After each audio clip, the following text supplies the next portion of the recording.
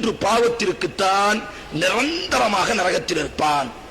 அந்த பாவத்திற்கு அவன் தௌபா செய்யாவிட்டால் அந்த பாவத்திற்கு அவன் நிரந்தரமாக நரகத்தில் இருப்பான் என்பதாக இப்னு அப்பாஸ் குர்ஆனில் 3 வசனங்களில் தான் அல்லாஹ் ரப்புல் ஆலமீன் 3 பாவத்திற்கு நிரந்தர நரகம் என்று அல்லாஹ் சொல்கிறான். அதில் முதல் பாவம், யார் அல்லாஹ்வுக்கு இணை வைப்பார்களோ அவர்கள் நிரந்தரமாக நரகத்தில் இருப்பார்கள்.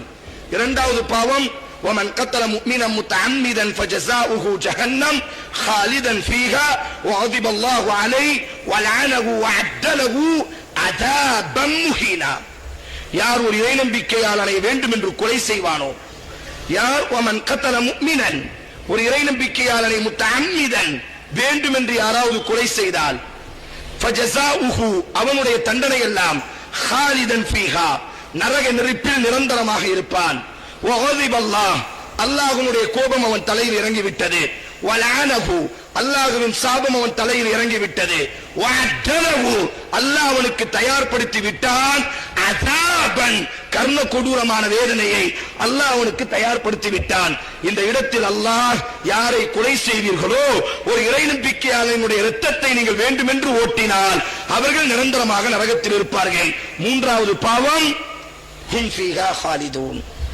யார் இந்த வட்டி தொழிலில் இருக்கிறார்களோ, யார் இந்த வட்டி தொழிலில் இருக்கிறார்களோ அவர்கள் அனைவருமே நிரந்தரமாக நரகத்தில் இருப்பார்கள். இது இப்னு அப்பாஸினுடைய கவுல், இஜ்மாஉல் உம்மா.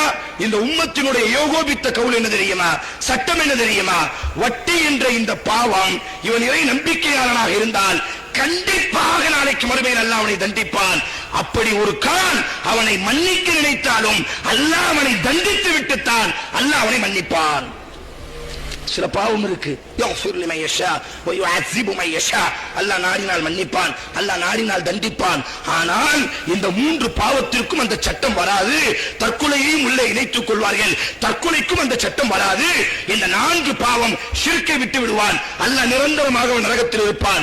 மற்ற 3 பாவங்கள், அதாவது ஒரு இறை நம்பிக்கையாளனை கொலை செய்வது, வட்டி வாங்குவது, தற்கொலை செய்வது